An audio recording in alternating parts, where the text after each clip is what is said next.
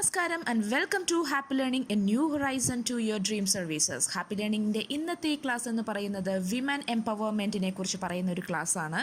നമുക്ക് വരാനിരിക്കുന്ന എല്ലാ PSC പരീക്ഷകൾക്കും ഒരു ഇമ്പോർട്ടൻറ്റ് ടോപ്പിക് ആയിരിക്കും ഈ ഒരു വിമൻ എംപവർമെൻറ്റ് എന്ന് പറയുന്നത്. ഓക്കെ, നമ്മുടെ ഈ ഒരു വിമൻ എംപവർമെൻറ്റ് എന്ന് പറയുന്ന കാര്യത്തിൽ അല്ലെങ്കിൽ സ്ത്രീ ശാക്തീകരണം എന്ന് പറയുന്ന ആ ഒരു മേഖലയിൽ നമ്മുടെ ഗവൺമെൻറ് എത്രത്തോളം ഇൻവോൾവ് ആണ് എന്ന് നമുക്കൊന്ന് നോക്കാം. ആദ്യം നമുക്ക് നമ്മുടെ ഭരണഘടനയിലേക്ക് തന്നെ ഒന്ന് നോക്കാം. ഇന്ത്യൻ ഭരണഘടനയിലെ ഫണ്ടമെൻ്റൽ റൈറ്റിലെ പ്രധാനപ്പെട്ട ഒരു ഫണ്ടമെൻ്റൽ റൈറ്റാണ് ഈക്വാലിറ്റി എന്ന് പറയുന്നത്. ആർട്ടിക്കിൾ 14 സദ്ഭരണം കാഴ്ചവെക്കുന്ന എല്ലാ ഭരണഘടനകളും ഒരു പോസിറ്റീവായിട്ടുള്ള വിവേചനം കാണിക്കുന്നുണ്ട്. എല്ലാവർക്കും തുല്യ പരിഗണന എന്ന് പറഞ്ഞാൽ പോലും ചില സ്പെഷ്യൽ കെയർ ആൻഡ് അറ്റൻഷൻ എന്ന് പറയുന്ന ഒരു കാര്യം നമ്മുടെ ഭരണഘടനയിൽ എടുത്തു പറയേണ്ട ഒരു കാര്യമാണ്. അതാണ് ഭരണഘടനയുടെ ക്രിയാത്മകമായ വിവേചനം അല്ലെങ്കിൽ പോസിറ്റീവായിട്ടുള്ള വിവേചനം എന്ന് പറയുന്നത്. ഭരണഘടന സ്ത്രീകളെ ചൂഷണത്തിൽ നിന്നും വിവേചനത്തിൽ നിന്നും സംരക്ഷിക്കുക മാത്രമല്ല, സാമൂഹ്യ സാമ്പത്തിക വിദ്യാഭ്യാസ രാഷ്ട്രീയമായിട്ടൊക്കെയുള്ള അസൗകര്യങ്ങൾ നേരിടേണ്ടി വരുമ്പം സ്ത്രീകളോട് ഒരു ക്രിയാത്മകമായിട്ടുള്ള വിവേചനം, പോസിറ്റീവ് ഡിസ്ക്രിമിനേഷൻ കാണിക്കുന്നുണ്ട്. സ്ത്രീകളോട് മാത്രമല്ല, സ്പെഷ്യൽ പ്രൊട്ടക്ഷനും കെയറും വേണ്ടി വരുന്ന എല്ലാ വിഭാഗത്തോടും നമ്മുടെ ഭരണഘടനയിലൂടെ ഒരു ക്രിയാത്മകമായിട്ടുള്ള വിവേചനം കാണിക്കുന്നുണ്ട്. അതായത് ഈക്വാലിറ്റി എന്ന് പറഞ്ഞാൽ പോലും there is a positive discrimination in our constitution, right? അത് നമുക്ക് എന്തൊക്കെയാണെന്നൊന്ന് നോക്കാം.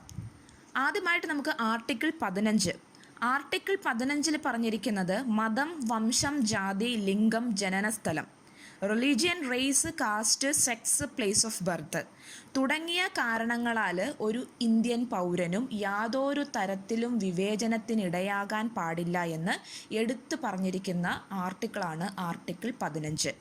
അതായത് ഒരു വ്യക്തിയുടെ മതം, വംശം, ജാതി, ലിംഗം, ജനനസ്ഥലം തുടങ്ങിയ കാരണങ്ങളാൽ ഒരു രീതിയിലും ആ ഒരു വ്യക്തി വിവേചനത്തിനിടയാകാൻ പാടില്ല എന്ന് പറയുന്ന ഒരു പ്രധാനപ്പെട്ട ആർട്ടിക്കിളാണ് ആർട്ടിക്കിൾ 15 എന്ന് പറയുന്നത്.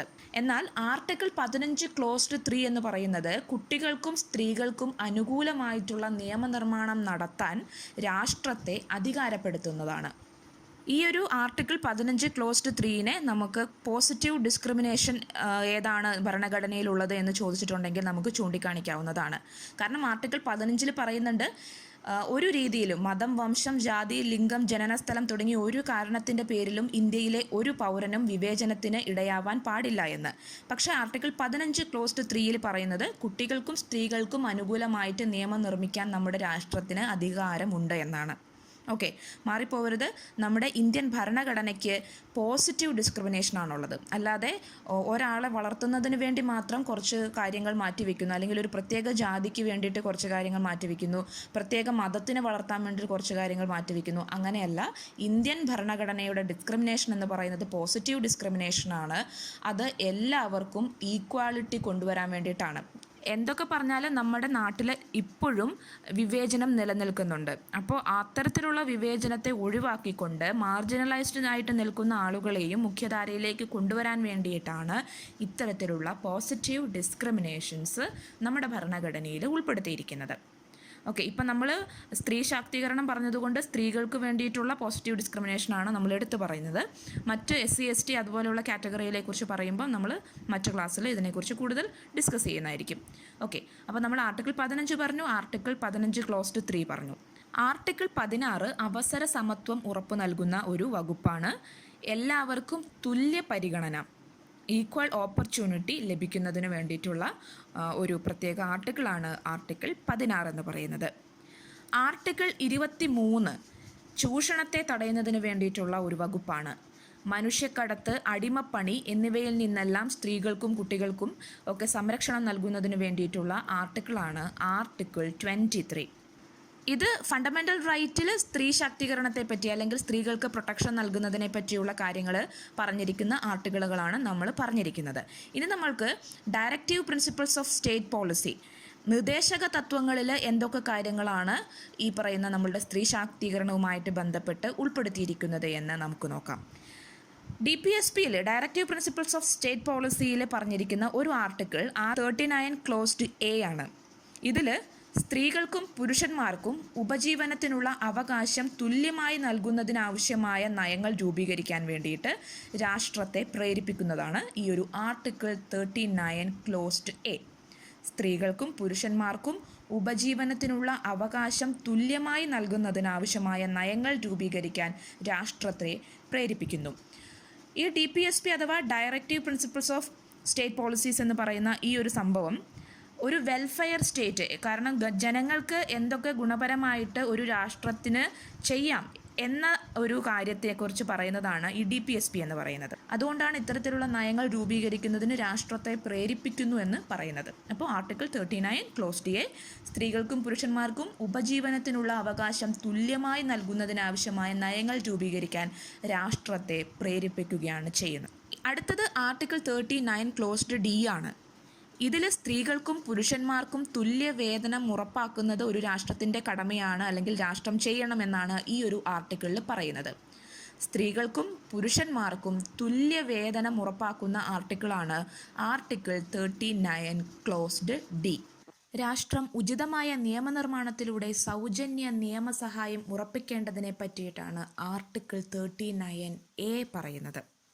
ഓക്കെ, സൗജന്യ നിയമസഹായത്തെ പറ്റിയായിട്ടാണ് ആർട്ടിക്കിൾ 39 എ പറയുന്നത്. ആർട്ടിക്കിൾ 42 മാനുഷികവും നീതിയുക്തവുമായ തൊഴിൽ സാഹചര്യം ഒരുക്കുന്നതിനും പ്രസവാനന്തര പരിരക്ഷ ഉറപ്പാക്കുന്നതിനും രാഷ്ട്രത്തോട് ആവശ്യപ്പെടുകയാണ് ചെയ്യുന്നത്. ആർട്ടിക്കിൾ 42 സ്ത്രീകൾക്ക് മാനുഷികവും നീതിയുക്തവുമായ തൊഴിൽ സാഹചര്യം ഒരുക്കുന്നതിനെ പറ്റിയും പ്രസവാനന്തര പരിരക്ഷ ഉറപ്പാക്കുന്നതിനെ പറ്റിയും പറയുന്നത്. ആർട്ടിക്കിൾ 46 ദുർബല വിഭാഗത്തിൻ്റെ വിദ്യാഭ്യാസ സാമ്പത്തിക നില മെച്ചപ്പെടുത്തുന്നതിനായി പ്രത്യേക ശ്രദ്ധ ചെലുത്തുന്നതിനെ പറ്റിയിട്ട് പറയുന്നു. ആർട്ടിക്കിൾ 46 ദുർബല വിഭാഗത്തിൻ്റെ വിദ്യാഭ്യാസ സാമ്പത്തിക നില മെച്ചപ്പെടുത്തുന്നതിനായി പ്രത്യേക ശ്രദ്ധ ചെലുത്താൻ വേണ്ടിയിട്ട് പറയുന്നു. ആർട്ടിക്കിൾ 47 ജനങ്ങളുടെ പോഷകാഹാര നില, ജീവിത നിലവാരം മെച്ചപ്പെടുത്തൽ എന്നിവയെ പറ്റിയിട്ടാണ് പറയുന്നത്. ആർട്ടിക്കിൾ 47. അപ്പം ഇത്രയുമാണ് directive principles of state policy അല്ലെങ്കിൽ നിദേശക തത്വത്തിൽ സ്ത്രീകളുടെ ഉന്നമനത്തിന് വേണ്ടിയിട്ട് പ്രത്യേകമായിട്ട് പറയുന്ന വകുപ്പുകൾ. ഇനി നമുക്ക് ഫണ്ടമെൻ്റൽ ഡ്യൂട്ടിയിൽ എന്തൊക്കെയാണ് പറയുന്നത് എന്ന് നോക്കാം. ഫണ്ടമെൻ്റൽ ഡ്യൂട്ടി എന്ന് പറയുന്നത് ഇപ്പം DPSP എങ്ങനെ സ്റ്റേറ്റിന് ബാധകമാകുന്നു അതുപോലെ ഓരോ പൗരനും ബാധകമാകുന്ന സംഭവങ്ങളാണ് ഫണ്ടമെൻ്റൽ ഡ്യൂട്ടിയിൽ പറയുന്നത്. ഒരു സ്റ്റേറ്റിനെ നല്ല രീതിയിൽ മുന്നോട്ട് കൊണ്ടുപോകാൻ ഒരു പൗരൻ കൃത്യമായിട്ടും ചെയ്തിരിക്കേണ്ട വസ്തുതകളെ പറ്റിയിട്ടാണ് ഫണ്ടമെൻ്റൽ ഡ്യൂട്ടിയിൽ പറയുന്നത്. ആർട്ടിക്കിൾ 51 ക്ലോസ്ഡ് ഇയിൽ സ്ത്രീകളുടെ അന്തസ്സിനെ അവഹേളിക്കുന്ന രീതികൾ ഉപേക്ഷിക്കാനുള്ള ഉത്തരവാദിത്വം ഫണ്ടമെൻ്റൽ ഡ്യൂട്ടിയിലൂടെ ഓരോ പൗരനും ഏറ്റെടുക്കേണ്ടതാണ്. അതായത് ഓരോ പൗരൻ്റെയും ഡ്യൂട്ടിയാണ് സ്ത്രീകളുടെ അന്തസ്സിനെ അവഹേളിക്കുന്ന രീതികൾ ഉപേക്ഷിക്കുക എന്നത്. ഇതാണ് ആർട്ടിക്കിൾ 51 ക്ലോസ്ഡ് ഇയിൽ പറയുന്നത്. സ്ത്രീകളുടെ അന്തസ്സിനെ അവഹേളിക്കുന്ന രീതികൾ ഉപേക്ഷിക്കേണ്ടത് ഓരോ പൗരൻ്റെയും ഉത്തരവാദിത്വമാണ് എന്നാണ് ഈ ഒരു ആർട്ടിക്കിളിലൂടെ പറയുന്നത്. ഇനി രാഷ്ട്രീയപരമായി എന്തൊക്കെ ശാക്തീകരണമാണ് നമ്മളുടെ ഭരണഘടന സ്ത്രീകൾക്ക് നൽകുന്നത് എന്ന് ചോദിച്ചാൽ, ആർട്ടിക്കിൾ 243 ക്ലോസ്ഡ് 3 പറഞ്ഞിരിക്കുന്നത് പഞ്ചായത്തുകളിലെ ഇലക്ഷൻ നടക്കുന്ന മുഴുവൻ സീറ്റുകളുടെ 1/3 സ്ത്രീകൾക്കായിട്ട് സംവരണം ചെയ്തിരിക്കുന്നു. പഞ്ചായത്തുകളിലെ ഇലക്ഷൻ നടക്കുന്ന മുഴുവൻ സീറ്റുകളുടെയും 1/3 സ്ത്രീകൾക്കായിട്ട് സംവരണം ചെയ്തിരിക്കുന്നതിനെ പറ്റിയിട്ട് ആർട്ടിക്കിൾ 243 ക്ലോസ്ഡ് 3 പറഞ്ഞിരിക്കുന്നു. അതുപോലെ ആർട്ടിക്കിൾ 243 ക്ലോസ്ഡ് 4 പറഞ്ഞിരിക്കുന്നത് നമുക്ക് 3 തലത്തിലാണ് പഞ്ചായത്തുള്ളത്. ത്രിതല പഞ്ചായത്ത്, അതായത് ജില്ലാ പഞ്ചായത്ത്, ബ്ലോക്ക് പഞ്ചായത്ത്, വില്ലേജ് പഞ്ചായത്ത്, ഇങ്ങനെ 3 തലത്തിലാണ് നമുക്കുള്ളത്. ഇപ്പോൾ അങ്ങനെ ഓരോ തലത്തിലെയും പഞ്ചായത്ത് ചെയർമാൻമാരുടെ എണ്ണത്തിൽ 1/3 സ്ത്രീകൾക്കായിട്ട് സംവരണം ചെയ്തിരിക്കുന്നതിനെ പറ്റിയിട്ടാണ് ഈ ഒരു ആർട്ടിക്കിൾ പറഞ്ഞിരിക്കുന്നത്. അതിന് എക്സാമ്പിൾ പറയുകയാണെങ്കിൽ, ഇപ്പോൾ നമുക്ക് ജില്ലാ പഞ്ചായത്ത് എന്ന് പറയുന്നത് 14 എണ്ണം ഉണ്ട്. ആ 14 ജില്ലാ പഞ്ചായത്തുകളുടെ ചെയർപേഴ്സൺസ് എന്ന് പറയുമ്പം 14 പേര് വരും. അപ്പോൾ ഇതിൽ 1/3 സീറ്റ്, 14 1/3 സ്ത്രീകൾക്കായിട്ട് നിർബന്ധമായിട്ടും സംവരണം ചെയ്തിരിക്കണം. അതുപോലെ ബ്ലോക്ക് പഞ്ചായത്ത് എത്ര എണ്ണം ഉണ്ടോ അത്രയും എണ്ണത്തിൻ്റെ 1/3 ചെയർപേഴ്സൺ സ്ഥാനം സ്ത്രീകൾക്കാണ്. അതുപോലെ വില്ലേജ് പഞ്ചായത്തിൻ്റെ മൊത്തം ചെയർപേഴ്സൺമാരുടെ എണ്ണത്തിൽ 1/3 ഭാഗം സ്ത്രീകൾക്കായിട്ട് സംവരണം ചെയ്തിരിക്കണം. അതാണ് ഓരോ തരത്തിലെ പഞ്ചായത്തുകളിലെയും മുഴുവൻ ചെയർപേഴ്സൺമാരുടെയും എണ്ണത്തിൻ്റെ 1/3 ഭാഗത്തിൽ കുറയാത്തത്രയും സീറ്റ് സ്ത്രീകൾക്കായിട്ട് സംവരണം ചെയ്തിരിക്കുന്നു. ഇനി 243 ക്ലോസ്ഡ് 3 പറഞ്ഞിരിക്കുന്നത് എല്ലാ മുനിസിപ്പാലിറ്റികളുടെയും നേരിട്ട് തിരഞ്ഞെടുപ്പ് നടത്തുന്ന സീറ്റുകളിൽ 1/3 ഭാഗം സ്ത്രീകൾക്ക് സംവരണം ഏർപ്പെടുത്തിയിരിക്കുന്നതിനെ പറ്റിയാണ്. എല്ലാ മുനിസിപ്പാലിറ്റികളിലെയും നേരിട്ട് തിരഞ്ഞെടുപ്പ് നടത്തുന്ന സീറ്റുകളുടെ 1/3 ഭാഗം സ്ത്രീകൾക്കായിട്ട് സംവരണം ചെയ്തിരിക്കുന്നു. 243 ക്ലോസ്ഡ് 4 ആകെയുള്ള മുനിസിപ്പൽ ചെയർപേഴ്സൺമാരുടെ സ്ഥാനത്തിൽ 1/3 ഭാഗം സ്ത്രീകൾക്കായിട്ട് സംവരണം ചെയ്തിരിക്കുന്നു. ആകെ മുനിസിപ്പൽ ചെയർപേഴ്സൺമാരുടെ എണ്ണത്തിൽ 1/3 ഭാഗം സ്ത്രീകൾക്കായിട്ട് സംവരണം ചെയ്തിരിക്കുന്നു. അപ്പം ഇത്രയുമാണ് നമുക്ക് രാഷ്ട്രീയപരമായിട്ടുള്ള ശാക്തീകരണത്തിൽ പറയാനുള്ളത്. ഇനി നമുക്ക് ഇന്ത്യൻ പീനൽ കോഡ് ഒന്ന് നോക്കാം. ഇന്ത്യൻ ശിക്ഷാ നിയമത്തിലെ ചില കുറ്റങ്ങൾ സ്ത്രീകളെ അവഹേളിക്കുന്നതാണെന്നും അതിന് കർശനമായ ശിക്ഷയും പിഴയുമെല്ലാം കൊടുക്കേണ്ടതിനെ പറ്റിയിട്ടും പറയുന്നുണ്ട്. സെക്ഷൻ 228A പറയുന്നത് ചില കേസുകളിൽ ഇരകളുടെ ഐഡൻറ്റിറ്റി വെളിപ്പെടുത്തുന്നത് കുറ്റകരമാണെന്നാണ്. നമുക്കറിയാം, റേപ്പ് പോലെയുള്ള കേസുകളിൽ അതിലെ ഇരകളുടെ ഐഡൻറ്റിറ്റി വെളിപ്പെടുത്താൻ വേണ്ടിയിട്ട് പാടില്ല. അപ്പോൾ അതിനെ പറ്റിയിട്ടൊക്കെ പറയുന്ന നിയമവകുപ്പാണ് സെക്ഷൻ 228A ഓഫ് IPC. ഇനി സെക്ഷൻ 302 അല്ലെങ്കിൽ സെക്ഷൻ 304B, ഇതിൽ സ്ത്രീധന മരണം അല്ലെങ്കിൽ അതിനുള്ള ശ്രമം, ഇതിനൊക്കെ നരഹത്യക്കുള്ള കേസാണ് എടുക്കുന്നത്. സ്ത്രീധന മരണത്തിലൊക്കെ നരഹത്യക്കൊക്കെ കേസെടുക്കുന്നതിന് വേണ്ടി പറയുന്നതാണ് സെക്ഷൻ 302 അല്ലെങ്കിൽ സെക്ഷൻ 304B എന്ന് പറയുന്ന വകുപ്പുകൾ. സെക്ഷൻ 354 സ്ത്രീ പീഡനത്തിനുള്ള ശിക്ഷകളെ പറ്റിയിട്ട് പറയുന്നത്. സ്ത്രീയുടെ മാന്യതയെ നശിപ്പിക്കുന്ന രീതിയിലുള്ള ആക്രമണം, കയ്യേറ്റം, ബലപ്രയോഗം, ഇതൊക്കെ പീഡനം എന്ന് പറയുന്നതിൻ്റെ പരിധിയിൽ പെടുന്നുണ്ട്. അപ്പോൾ അതിൻ്റെ ശിക്ഷയെ പറ്റി പറയുന്നതാണ് സെക്ഷൻ 354. സെക്ഷൻ 363 മുതൽ 373 വരെ വ്യത്യസ്ത ആവശ്യങ്ങൾക്കായി തട്ടിക്കൊണ്ടുപോകുന്നതിനെതിരെയുള്ള ശിക്ഷകളെ പറ്റിയിട്ടാണ് പറയുന്നത്. സെക്ഷൻ 363 മുതൽ സെക്ഷൻ 373 വരെ വ്യത്യസ്ത ആവശ്യങ്ങൾക്കായിട്ട് തട്ടിക്കൊണ്ടുപോകുന്നതിനെതിരെയുള്ള ശിക്ഷകളെ പറ്റിയിട്ട് പറയുന്നു. സെക്ഷൻ 376 ബലാത്സംഗത്തിനെതിരെ 7 വർഷം കഠിന തടവ് മുതൽ ജീവപര്യന്തം വരെയും അല്ലെങ്കിൽ പിഴയും ഉൾപ്പെട്ട ശിക്ഷയെ പറ്റിയിട്ട് പറയുന്നുണ്ട്.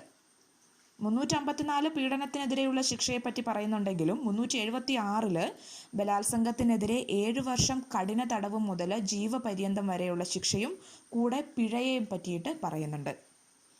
സെക്ഷൻ 498A ശാരീരിക മാനസിക പീഡനത്തിനുള്ള ശിക്ഷയെ പറ്റിയിട്ടാണ് പറയുന്നത്.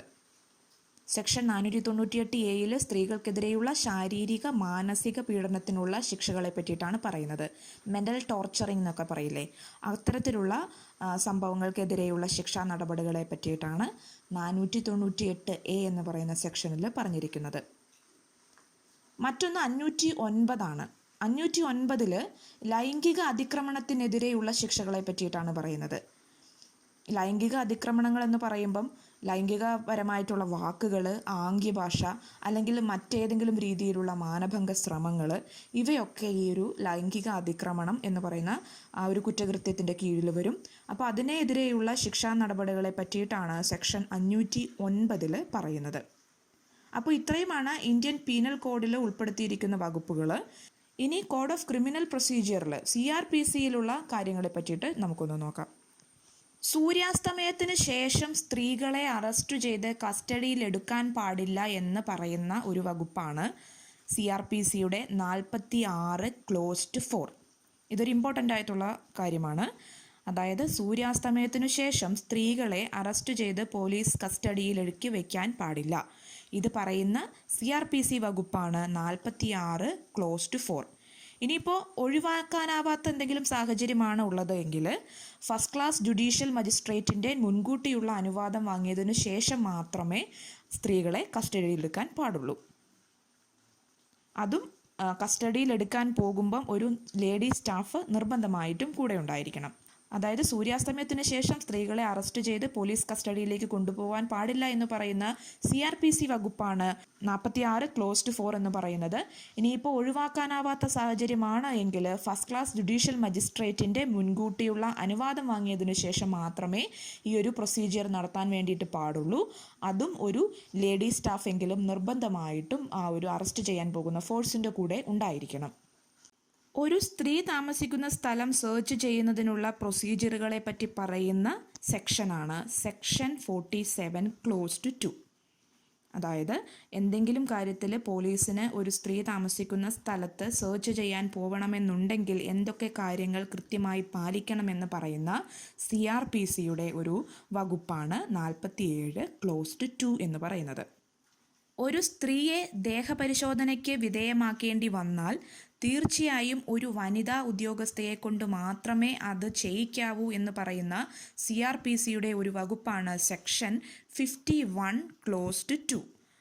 ഒരു സ്ത്രീയെ ദേഹപരിശോധനയ്ക്ക് വിധേയമാക്കേണ്ടി വന്നാൽ തീർച്ചയായും ഒരു വനിതാ ഉദ്യോഗസ്ഥയെ കൊണ്ട് മാത്രമേ ആ ഒരു പ്രൊസീജിയർ ചെയ്യിക്കാൻ പാടുള്ളൂ എന്ന് പറയുന്ന CRPCയുടെ ഒരു വകുപ്പാണ് സെക്ഷൻ 51 ക്ലോസ്ഡ് 2 എന്ന് പറയുന്നത്.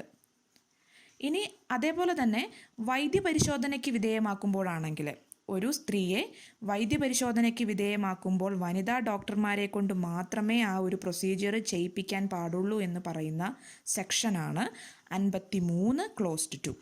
51 ക്ലോസ്ഡ് 2 പറയുന്നത് ദേഹപരിശോധന നടത്തുമ്പം വനിതാ ഉദ്യോഗസ്ഥയെ കൊണ്ട് മാത്രമേ ചെയ്യിക്കാൻ പാടുള്ളൂ എന്നാണ്. 53 ക്ലോസ്ഡ് 2 പറയുന്നത് വൈദ്യപരിശോധനയ്ക്ക് വിധേയമാക്കുമ്പം വനിതാ ഡോക്ടർമാരെ കൊണ്ട് മാത്രമേ ആ ഒരു പ്രൊസീജിയർ ചെയ്യിക്കാൻ പാടുള്ളൂ എന്നാണ്. ഏതെങ്കിലും കേസുമായിട്ട് ബന്ധപ്പെട്ടിട്ട് പ്രാഥമിക അന്വേഷണത്തിന് സ്ത്രീകൾക്ക് പോലീസ് സ്റ്റേഷനിൽ ഹാജരാകേണ്ടതില്ല എന്ന് പറയുന്ന സെക്ഷൻ എന്ന് പറയുന്നത് 160 ആണ്. അതായത് ഒരു സ്ത്രീ ഏതെങ്കിലും കേസുമായിട്ട് ബന്ധപ്പെട്ട് പ്രതിസ്ഥാനത്തുണ്ടെങ്കിൽ ആ കേസിൻ്റെ പ്രാഥമിക അന്വേഷണത്തിന് ആ സ്ത്രീ നേരിട്ട് പോലീസ് സ്റ്റേഷനിൽ ഹാജരാകേണ്ടതില്ല. മറിച്ച് ആ സ്ത്രീ താമസിക്കുന്ന സ്ഥലത്ത് തന്നെ തുടർന്നാൽ മതി. പോലീസ് അവിടെ വന്നിട്ട് എൻക്വയറി ചെയ്തുകൊള്ളും. ഈ ഒരു കാര്യം പറയുന്ന സെക്ഷൻ CRPC സെക്ഷൻ എന്ന് പറയുന്നത് സെക്ഷൻ 160 ആണ്. ഏതെങ്കിലും കേസുകളുമായി ബന്ധപ്പെട്ട് സ്റ്റേറ്റ്മെൻറ്റ് എടുക്കുമ്പം പോലീസ് സ്ത്രീകളുടെ സ്വകാര്യതയ്ക്ക് ഉറപ്പ് നൽകണമെന്ന് പറയുന്ന CRPC സെക്ഷനാണ് സെക്ഷൻ 164. ഏതെങ്കിലും കേസുമായി ബന്ധപ്പെട്ട് പോലീസ് സ്റ്റേറ്റ്മെൻറ്റുകൾ എടുക്കുമ്പോൾ സ്ത്രീകളുടെ സ്വകാര്യതയ്ക്ക് കൃത്യമായ അടിസ്ഥാനവും അവകാശവും നൽകണമെന്ന് പറയുന്ന CRPC സെക്ഷനാണ് സെക്ഷൻ 164. ഇനി നമ്മൾ അറിഞ്ഞിരിക്കേണ്ടത് സ്ത്രീകൾക്ക് നിയമപരമായി ലഭിച്ചിട്ടുള്ള മറ്റ് ചില അവകാശങ്ങളാണ്. അതിലൊന്ന് immoral traffic prevention act 1956. Immoral traffic prevention act 1956 ഇറങ്ങിയിരിക്കുന്ന ഒരു നിയമമാണ്. ഇതിൽ വാണിജ്യപരമായ ലൈംഗിക ചൂഷണത്തിനായി സ്ത്രീകളെയും കുട്ടികളെയും കടത്തുന്നത് തടയുന്നതിനുള്ള ഒരു പ്രധാനപ്പെട്ട നിയമമാണ്. അതായത് സംഘടിത ജീവിതമാർഗമായി വേശ്യാവൃത്തിക്ക് സ്ത്രീകളെയും പെൺകുട്ടികളെയും കടത്തുന്നത് തടയുന്നു. ശരിക്കും പ്രോസ്റ്റിറ്റ്യൂഷൻ അല്ലെങ്കിൽ വേശ്യാവൃത്തി എന്ന് പറയുന്നത് നിയമം വഴി ഇന്ത്യയിൽ അങ്ങനെ ബാൻ ചെയ്തിട്ടില്ല. അതായത് അത് പാടേ ഇല്ല എന്ന് പറഞ്ഞിട്ട് ബാൻ ചെയ്തിട്ടില്ല. പക്ഷേ അവരുടെ അറിവോ സമ്മതമോ ഇല്ലാതെ വാണിജ്യപരമായിട്ടുള്ള ലൈംഗിക ചൂഷണത്തിന് അല്ലെങ്കിൽ വേശ്യാവൃത്തിക്ക് സ്ത്രീകളെയും കുട്ടികളെയും കടത്തിക്കൊണ്ടു പോകുന്നത് തടയുന്നതിനുള്ള നിയമമാണ് ഈ ഒരു ഇമ്മോറൽ ട്രാഫിക് പ്രിവെൻഷൻ ആക്ട് 1956 എന്ന് പറയുന്നത്. വൈകുന്നേരം 7 മണി മുതൽ രാവിലെ 6 വരെയുള്ള സമയത്ത് മൈനുകളിലും അതുപോലെ അപകടകരമായിട്ടുള്ള വലിയ വ്യവസായശാലകളിൽ നിന്നും സ്ത്രീ തൊഴിലാളികളെ ജോലി ചെയ്യുന്നതിൽ നിന്ന് വിലക്കുന്ന നിയമമാണ് മൈൻസ് ആക്ട് 1952 മൈൻസ് ആക്റ്റും ഫാക്ടറി ആക്റ്റും.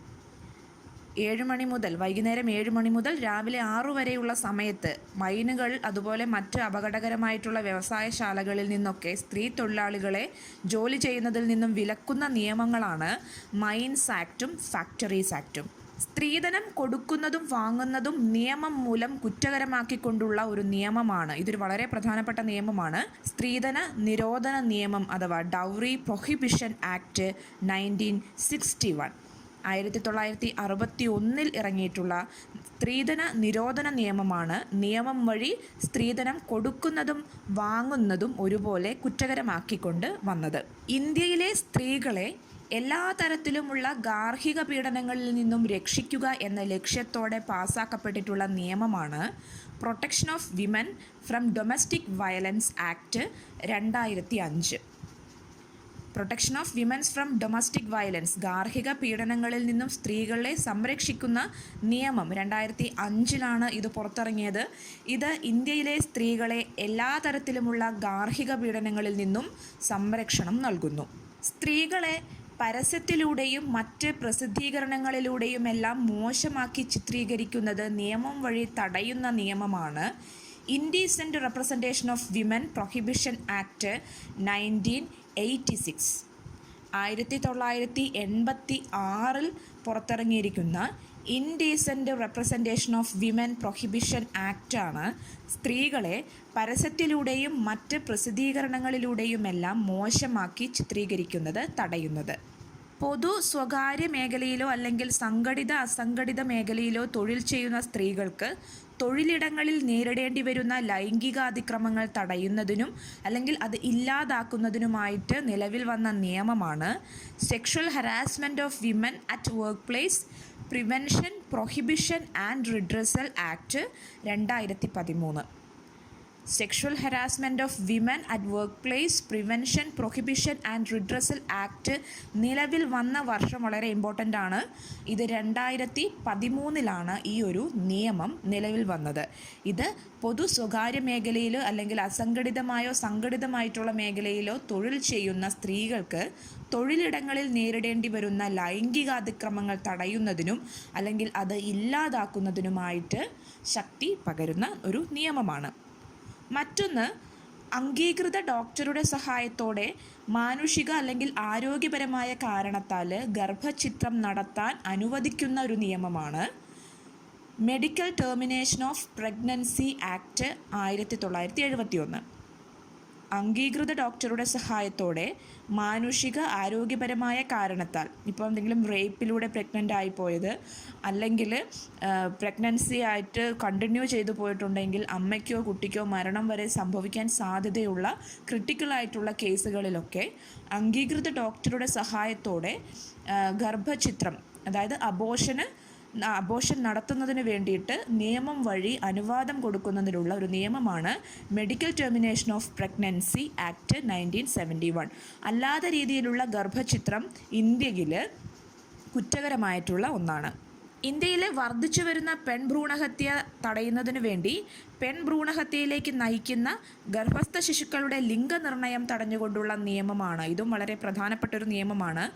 ഈ നിയമം pre conception and pre natal diagnostic techniques prohibition of sex selection act 1994 എന്നാണ് അറിയപ്പെടുന്നത്. ഇത് 1994 ഈ ഭ്രൂണഹത്യ നിരോധിച്ചുകൊണ്ടുള്ള നിയമം നിലവിൽ വന്നത്.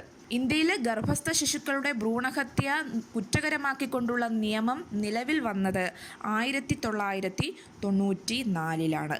ഒരേ ചുറ്റുപാടിൽ ഒരേ രീതിയിൽ ജോലി ചെയ്യുന്ന സ്ത്രീ പുരുഷ തൊഴിലാളികൾക്ക് ഒരേ വേതനം ഉറപ്പാക്കുന്ന നിയമമാണ് ഈക്വൽ റെമ്യൂണറേഷൻ ആക്ട് 1976. ഒരേ ചുറ്റുപാടിൽ ഒരേ രീതിയിൽ ജോലി ചെയ്യുന്ന സ്ത്രീ പുരുഷ തൊഴിലാളികൾക്ക് ഒരേ വേതനം തന്നെ ഉറപ്പാക്കുന്ന നിയമമാണ് ഈ ഒരു ഈക്വൽ റെമ്യൂണറേഷൻ ആക്ട് 1976 എന്ന് പറയുന്നത്.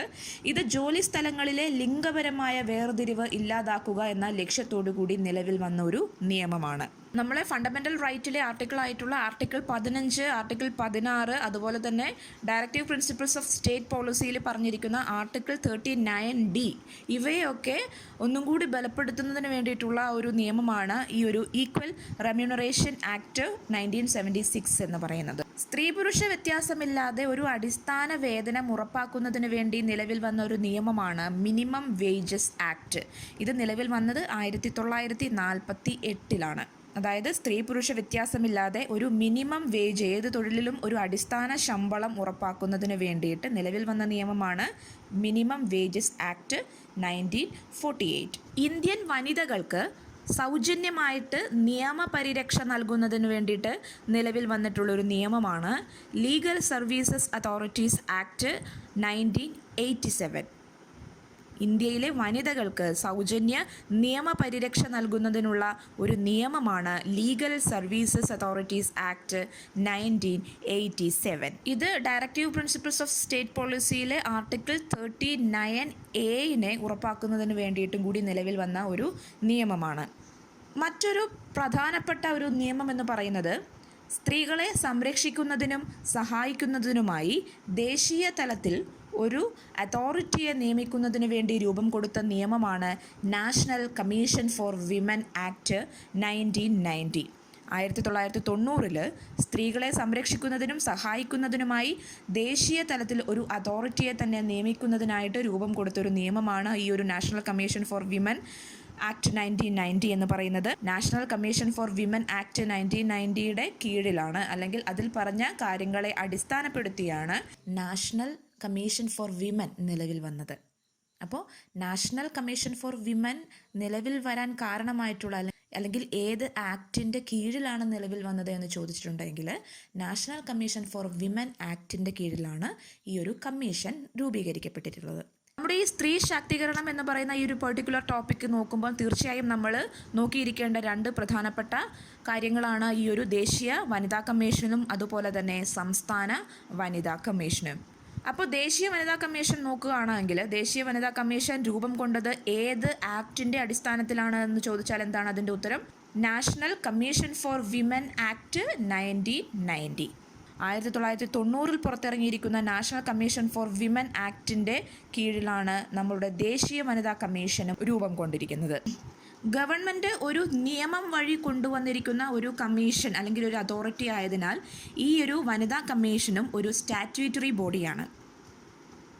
നമ്മൾ നാഷണൽ ഹ്യൂമൻ റൈറ്റ് കമ്മീഷൻ്റെ കേസിൽ പറഞ്ഞിരുന്നു എന്താണ് ഒരു സ്റ്റാറ്റ്യൂട്ടറി ബോഡി അല്ലെങ്കിൽ എന്താണ് ഒരു കോൺസ്റ്റിറ്റ്യൂഷണൽ ബോഡി എന്ന്. അതൊന്ന് ജസ്റ്റ് ആ ഒരു വീഡിയോ ഒന്ന് നിങ്ങൾ കണ്ടു നോക്കൂ. അപ്പോൾ അതിൽ ഞാൻ സ്റ്റാറ്റ്യൂട്ടറി ബോഡി എന്താണെന്നും കോൺസ്റ്റിറ്റ്യൂഷണൽ ബോഡി എന്താണെന്നും ജസ്റ്റ് ഒന്ന് പറഞ്ഞു പോയിട്ടുണ്ട്. അപ്പോൾ ഇങ്ങനെ നമ്മളുടെ ഒരു ആക്ട് വഴി വന്ന ഒരു കമ്മീഷൻ ആയതുകൊണ്ട് national commission for women act 1990 അതിൻ്റെ ഭാഗമായിട്ടല്ല, അതിൻ്റെ കീഴിൽ വന്നിട്ടുള്ള ഒരു കമ്മീഷൻ ആയതുകൊണ്ട് ഈ കമ്മീഷന് ഒരു സ്റ്റാറ്റ്യൂട്ടറി ബോഡിക്ക് ഉദാഹരണമാണ്. അപ്പോൾ ഈ കമ്മീഷൻ എന്തിനാണ് നിലവിൽ വന്നിരിക്കുന്നത് എന്ന് ചോദിച്ചിട്ടുണ്ടെങ്കിൽ സ്ത്രീകളുടെ ഫണ്ടമെൻ്റൽ റൈറ്റ് അതുപോലെയുള്ള ലീഗൽ റൈറ്റുകളൊക്കെ സംരക്ഷിക്കുന്നതിനും സ്ത്രീകൾക്ക് എതിരെയുള്ള വയലേഷനുകളെ തടയുന്നതിനും വേണ്ടിയിട്ടാണ് ഈ ഒരു കമ്മീഷൻ നിയമം വഴി സ്ഥാപിതമായിരിക്കുന്നത്. സ്ത്രീകൾക്ക് അടിസ്ഥാനപരമായിട്ട് കിട്ടിയിരിക്കുന്ന എല്ലാ റൈറ്റുകളും സംരക്ഷിക്കുന്നതിനും സ്ത്രീകൾക്കെതിരെയുള്ള അതിക്രമങ്ങൾ തടയുന്നതിനും വേണ്ടിയാണ് ഈ ഒരു വിമൻസ് കമ്മീഷൻ നിലവിൽ വന്നിരിക്കുന്നത്. ഒരു വിമൻസ് കമ്മീഷന് ഒരു സിവിൽ കോർട്ടിൻ്റെ അധികാരമാണ് ഉള്ളത്. ജസ്റ്റ് എന്തൊക്കെ ശിക്ഷാവിധികൾ കൊടുക്കാം എന്ന് റെക്കമെൻഡ് ചെയ്യുന്നതിന് മാത്രമുള്ള അധികാരമേ ഒരു വിമൻസ് കമ്മീഷന് ഉള്ളൂ. ഫസ്റ്റ് കമ്മീഷൻ നിലവിൽ വന്നത് 1992 ജനുവരി 31 ആദ്യമായിട്ട് വനിതാ കമ്മീഷൻ നിലവിൽ വന്നത് 1992 ജനുവരി 31 ആദ്യത്തെ വനിതാ കമ്മീഷൻ ചെയർപേഴ്സൺ ആയിരുന്ന വ്യക്തി ജയന്തി പട്നായിക് ആയിരുന്നു. അതുപോലെ തന്നെ അലോക് റാവത്ത് IAS ആണ് ആദ്യമായിട്ട് നാഷണൽ വിമൻസ് കമ്മീഷൻ്റെ ആദ്യത്തെ പുരുഷ മെമ്പറായിട്ട് വന്ന വ്യക്തി. അലോക് റാവത്ത് IAS ആദ്യമായിട്ട് വിമൻസ് കമ്മീഷനിൽ വന്ന പുരുഷ മെമ്പറാണ് അലോക് റാവത്ത് IAS. വിമൻസ് കമ്മീഷനെ കുറിച്ച് പറയുമ്പോൾ നമ്മൾ നിർബന്ധമായിട്ട് അതിൻ്റെ സ്ട്രക്ചർ അല്ലെങ്കിൽ അതിൻ്റെ ഒരു കോമ്പോസിഷൻ അറിഞ്ഞിരിക്കേണ്ടതുണ്ട്. നാഷണൽ വിമൻസ് കമ്മീഷനിൽ ഒരു ചെയർപേഴ്സണും 5 അംഗങ്ങളും ഒരു മെമ്പർ സെക്രട്ടറിയുമാണ് ഉള്ളത്.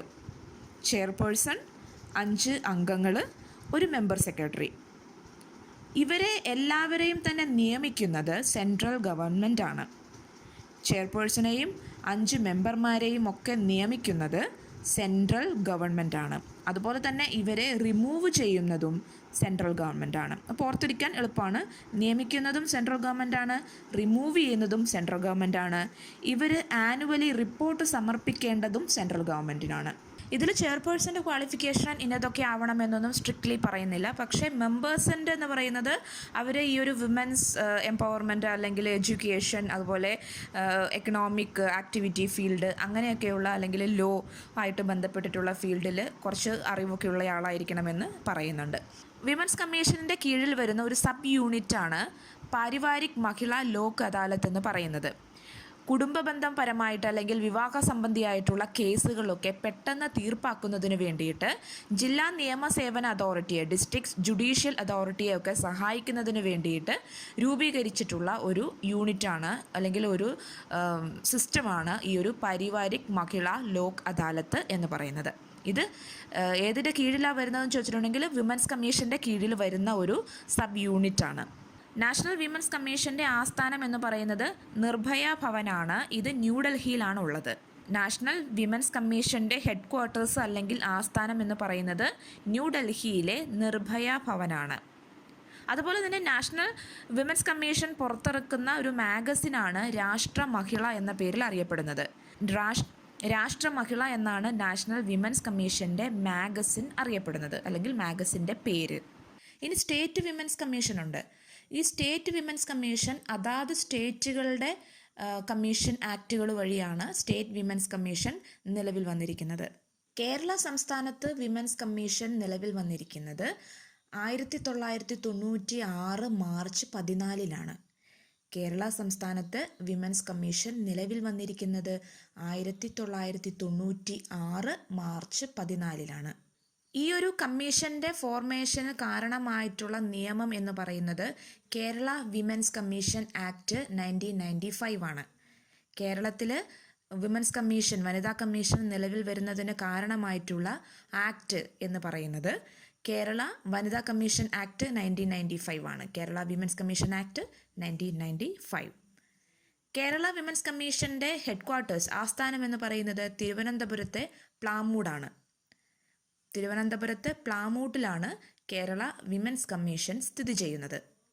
ആര് മുഖ്യമന്ത്രിയായിരുന്ന സമയത്താണ് കേരള വനിതാ കമ്മീഷൻ നിലവിൽ വന്നിരിക്കുന്നത് എന്ന് ചോദിച്ചാൽ AK ആൻ്റണി മുഖ്യമന്ത്രിയായിരുന്ന സമയത്താണ് കേരള വനിതാ കമ്മീഷൻ നിലവിൽ വന്നത്. കേരള വനിതാ കമ്മീഷൻ്റെ ഒരു കോമ്പോസിഷൻ എന്ന് പറയുന്നത് ഒരു ചെയർപേഴ്സണും 3 മെമ്പർമാരുമായിരിക്കും. ചെയർപേഴ്സണും 3 മെമ്പർമാരുമാണ് കേരള വനിതാ കമ്മീഷനിലെ ഒരു കമ്പോസിഷൻ എന്ന് പറയുന്നത്. ഇവരെയൊക്കെ നിയമിക്കുന്നത് സ്റ്റേറ്റ് ഗവൺമെൻറ് ആയിരിക്കും. ഇവരെ നിയമിക്കുന്നതും ഇവരെ റിമൂവ് ചെയ്യുന്നതും സ്റ്റേറ്റ് ഗവൺമെൻറ്റാണ്. ഇവർ റിപ്പോർട്ട് സമർപ്പിക്കേണ്ടത് സ്റ്റേറ്റ് ഗവൺമെൻറ്റിനാണ്. ഈ ഒരു കമ്മീഷൻ്റെ കാലാവധി എന്ന് പറയുന്നത് 5 വർഷമാണ്. സ്റ്റേറ്റ് വിമൻസ് കമ്മീഷൻ്റെ കാലാവധി അല്ലെങ്കിൽ കേരള വിമൻസ് കമ്മീഷൻ്റെ കാലാവധി എന്ന് പറയുന്നത് 5 വർഷമാണ്. കേരള വിമൻസ് കമ്മീഷൻ്റെ ആദ്യത്തെ ചെയർപേഴ്സൺ എന്ന് പറയുന്നത് സുഗതകുമാരി ടീച്ചറാണ്. കേരള വിമൻസ് കമ്മീഷൻ്റെ ആദ്യത്തെ ചെയർപേഴ്സൺ സുഗതകുമാരി ടീച്ചറാണ്. ഇപ്പോഴത്തെ ചെയർപേഴ്സൺ ജോസഫൈനാണ്, MC ജോസഫൈനാണ് ഇപ്പം പ്രസൻ്റ്ലി കേരള വിമൻസ് കമ്മീഷൻ്റെ ചെയർപേഴ്സൺ എന്ന് പറയുന്നത്. നാഷണൽ വിമൻസ് കമ്മീഷൻ്റെ ഫസ്റ്റ് ചെയർപേഴ്സൺ ജയന്തി പട്നായിക് ആയിരുന്നു. ഇപ്പോഴത്തെ ചെയർപേഴ്സൺ രേഖ ശർമ്മയാണ്. കേരള വിമൻസ് കമ്മീഷൻ്റെ മാഗസിനാണ് സ്ത്രീ ശക്തി. കേരള വിമൻസ് കമ്മീഷൻ്റെ മാഗസിനാണ് സ്ത്രീ ശക്തി. 2 തവണ കേരള വിമൻസ് കമ്മീഷൻ്റെ ചെയർപേഴ്സൺ ആയ വ്യക്തിയാണ് justice D Sreedevi. Kerala women's കമ്മീഷൻ്റെ ചെയർപേഴ്സൺ 2 തവണ ചെയർപേഴ്സൺ ആയിട്ടുള്ള വ്യക്തിയാണ് ജസ്റ്റിസ് D ശ്രീദേവി. ഇത്രയുമാണ് വനിതാ കമ്മീഷനുകളുമായി ബന്ധപ്പെടുത്തി പറയാനുള്ളത്. ഇനി നമുക്ക് സ്ത്രീകളുമായിട്ട് ബന്ധപ്പെട്ടിട്ടുള്ള പ്രധാനപ്പെട്ട ദിനങ്ങൾ ഏതൊക്കെയാണ് എന്ന് ഒന്ന് നോക്കാം. International day of zero tolerance to female genital mutilation, സ്ത്രീകളുടെ ജനനേന്ദ്രിയ വികലീകരണം, ചേലാകർമ്മം എന്നാണ് അത് അറിയപ്പെടുന്നത്. ഇതിന് എതിരെയുള്ള ഒരു ദിനമാണ് ഫെബ്രുവരി 6. മറ്റൊന്ന് ഇൻ്റർനാഷണൽ വിമൻസ് ഡേ ആണ്, അന്താരാഷ്ട്ര വനിതാ ദിനം. ഇത് മാർച്ച് 8 നമ്മൾ ആചരിക്കുന്നത്. മറ്റൊന്ന് ഇൻ്റർനാഷണൽ വിഡോ ഡേ ആണ്, അന്താരാഷ്ട്ര വിധവാ ദിനം. ഇത് ജൂൺ 23 നമ്മൾ ആചരിക്കുന്നത്. International day of rural women, അന്താരാഷ്ട്ര ഗ്രാമീണ വനിതാ ദിനം. ഇത് October 15 international day of rural women. International day for the elimination of violence against women, സ്ത്രീകൾക്കെതിരെയുള്ള അതിക്രമങ്ങൾ തടയുന്നതിനുള്ള അന്താരാഷ്ട്ര ദിനമാണ് November 25, international day for the elimination of violence against women. ഇത്രയുമാണ് സ്ത്രീകളുമായി ബന്ധപ്പെട്ട പ്രധാനപ്പെട്ട ദിനങ്ങൾ. മറ്റൊന്നെന്ന് പറയുന്നത് united nation international women's year ആയിട്ട് ആചരിച്ചത് ഏത് വർഷമാണ്?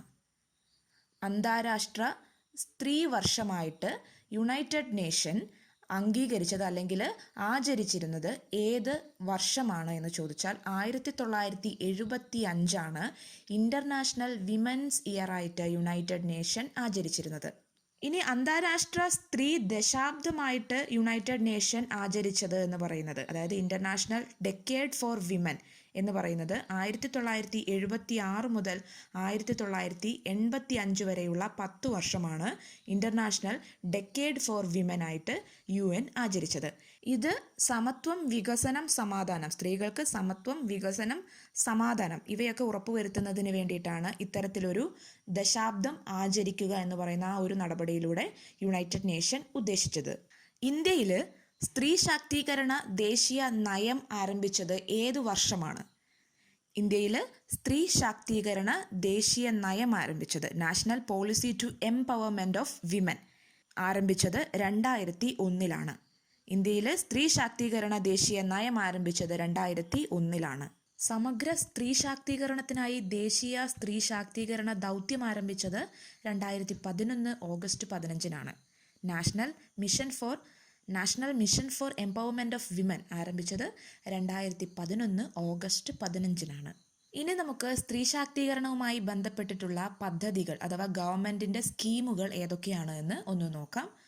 പെൺകുട്ടികൾക്ക് വിദ്യാഭ്യാസവും സംരക്ഷണവും ഉറപ്പാക്കുക, പെൺകുട്ടികളുടെ ജനനം ആഘോഷിക്കുക, ഭ്രൂണഹത്യ ഒഴിവാക്കുക, പെൺകുട്ടികളുടെ ആഗ്രഹങ്ങളെ ലംഘിക്കാതിരിക്കുക, ഇവയൊക്കെ ഉറപ്പാക്കുന്നതിന് വേണ്ടിയിട്ടുള്ള ഒരു പദ്ധതിയാണ് ബേട്ടി ബച്ചാവോ ബേട്ടി പഠാവോ എന്ന് പറയുന്ന പദ്ധതി.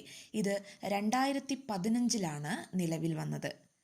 ബേട്ടി ബച്ചാവോ ബേട്ടി പഠാവോ എന്ന് പറയുന്ന പദ്ധതി 2015 നിലവിൽ വന്നത്. ഇത് കേന്ദ്ര വനിതാ ശിശു വികസന മന്ത്രാലയത്തിൻ്റെ ഒരു പദ്ധതിയാണ്.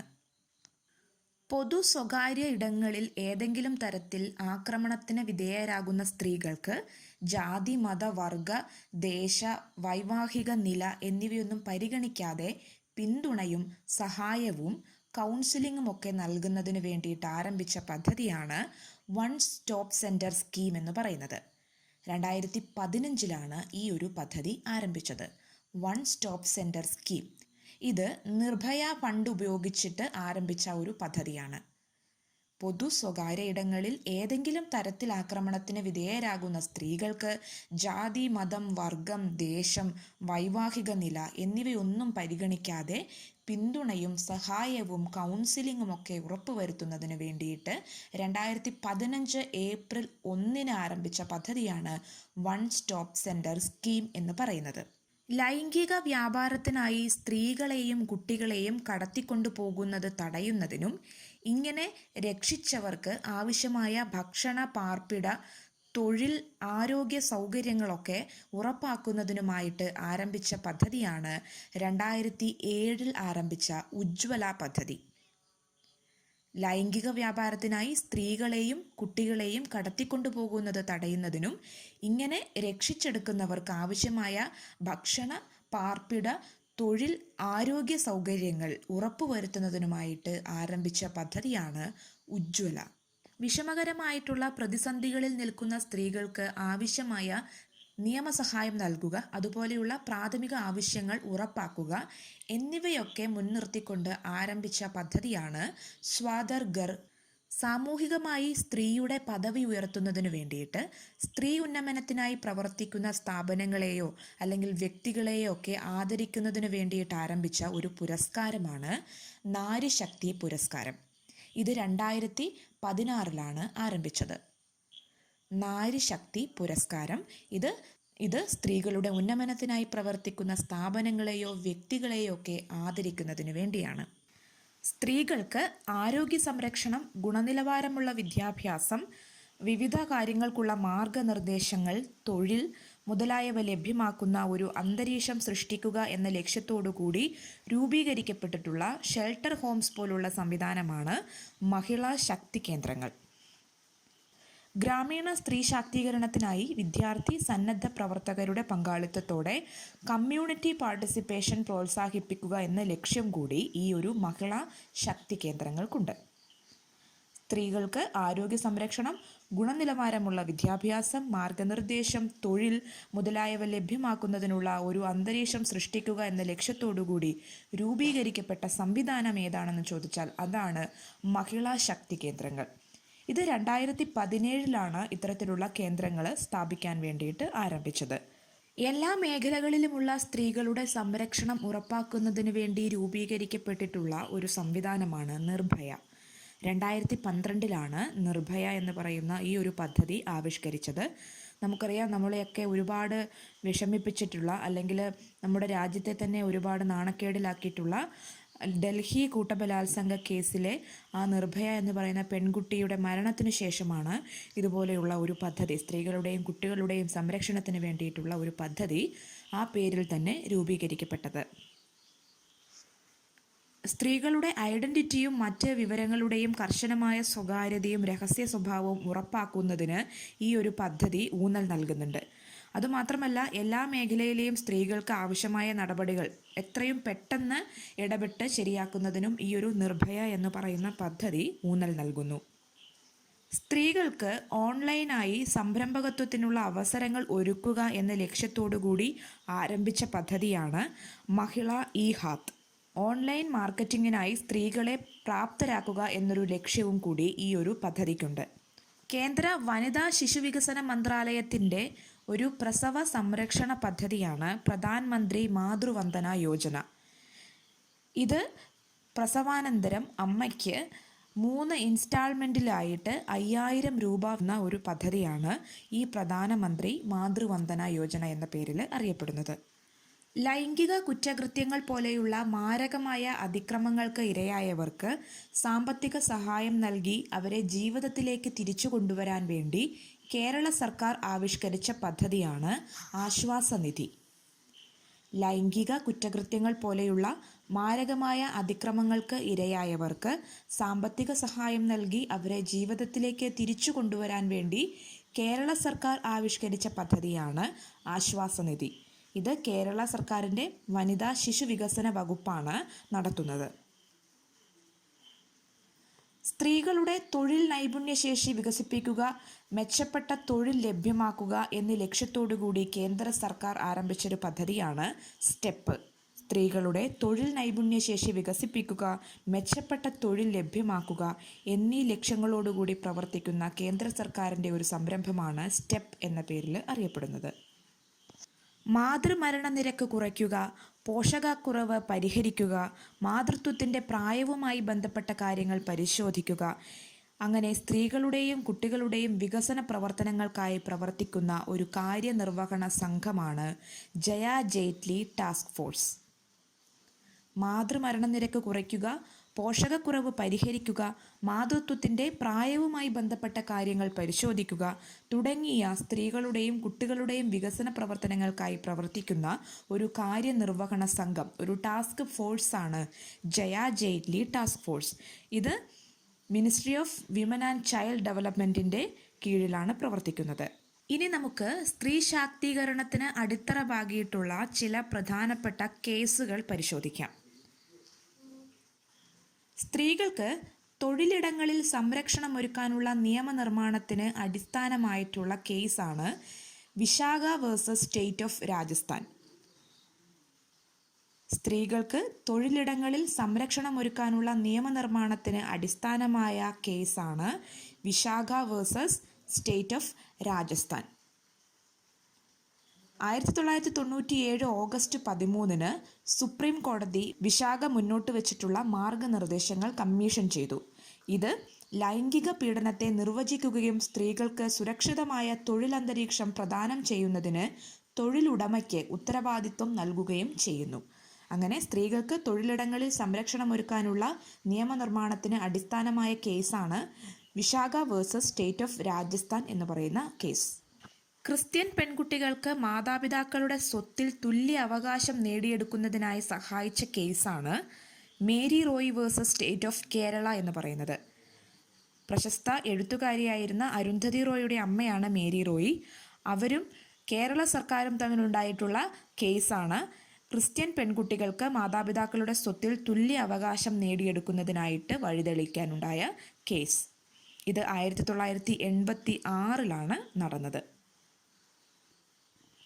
പ്രായപൂർത്തിയായ ഒരു സ്ത്രീക്ക് തനിക്ക് ഇഷ്ടപ്പെട്ടയാളെ വിവാഹം ചെയ്യാനോ അല്ലെങ്കിൽ അയാളുടെ കൂടെ താമസിക്കാനോ നിയമം വഴി സാധുത നൽകിയ കേസാണ് Lata Singh versus state of Uttar Pradesh എന്ന് പറയുന്ന കേസ്.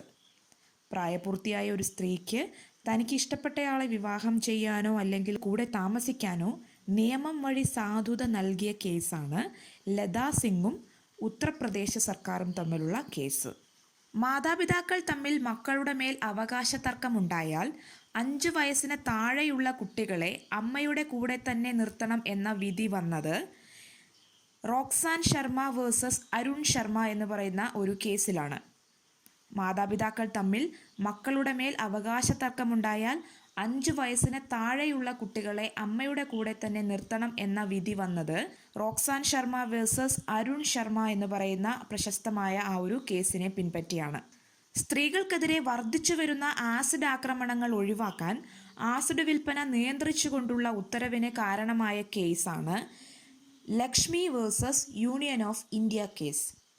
സ്ത്രീകൾക്കെതിരെ വർദ്ധിച്ചു വരുന്ന ആസിഡ് ആക്രമണം ഒഴിവാക്കാൻ ആസിഡ് വിൽപ്പന നിയന്ത്രിച്ചുകൊണ്ടുള്ള ഉത്തരവിന് കാരണമായ കേസാണ് Lakshmi versus union of India case. ഈ ഒരു കേസിന് ശേഷം 18 വയസ്സിന് താഴെയുള്ള ആളുകൾക്ക് ആസിഡ് വിൽക്കുന്നത് നിയമം മൂലം നിരോധിച്ചു, അല്ലെങ്കിൽ അതൊരു കുറ്റകരമായിട്ട് മാറി. അതുകൂടാതെ വാങ്ങാൻ വരുന്ന ആൾ എന്തിനു വേണ്ടിയിട്ടാണ് ആസിഡ് വാങ്ങുന്നത് എന്നും അയാളുടെ കൃത്യമായ ഐഡൻറ്റിറ്റിയും തെളിയിച്ചാൽ മാത്രമേ ഡീലർക്ക് അയാൾക്ക് ആസിഡ് നൽകാൻ സാധിക്കുകയുള്ളൂ. കൂടാതെ ഓരോ 3 ദിവസം കൂടുന്തോറും വിൽപ്പനക്കാരൻ പോലീസിന് ആസിഡ് വാങ്ങിയ ആളുകളുടെ വിവരം കൃത്യമായിട്ട് കൊടുക്കേണ്ടിയിരിക്കുന്നു. അപ്പോൾ Lakshmi versus union of India കേസിന് ശേഷമാണ് ഇത്തരത്തിൽ ആസിഡ് വിൽപ്പന നിയന്ത്രിച്ചുകൊണ്ടുള്ള ഉത്തരവ് ഉണ്ടായത്. Pre conception and pre natal diagnostic techniques prohibition of sex selection act 1994 അല്ലെങ്കിൽ ലിംഗനിർണയ നിരോധന നിയമത്തിൻ്റെ ഇംപ്ലിമെൻറ്റേഷൻ ശക്തമാക്കാൻ സുപ്രീം കോടതി കേന്ദ്ര സംസ്ഥാന സർക്കാരുകളോട് ആവശ്യപ്പെടാനുണ്ടായിട്ടുള്ള കേസാണ് centre for enquiry into health and allied themes versus union of India എന്ന് പറയുന്ന case. Centre for enquiry into health and allied themes versus union of India എന്ന് പറയുന്ന ആ ഒരു കേസിൻ്റെ അടിസ്ഥാനത്തിലാണ് സുപ്രീം കോടതി സെൻട്രൽ ഗവൺമെൻറ്റിനോടും സ്റ്റേറ്റ് ഗവൺമെൻറ്റിനോടും കൃത്യമായിട്ട് നേരത്തെ നമ്മൾ പറഞ്ഞ ലിംഗനിർണയ നിരോധന നിയമം ഉറപ്പാക്കുന്നതിന് വേണ്ടിയിട്ട് ആവശ്യപ്പെട്ടത്.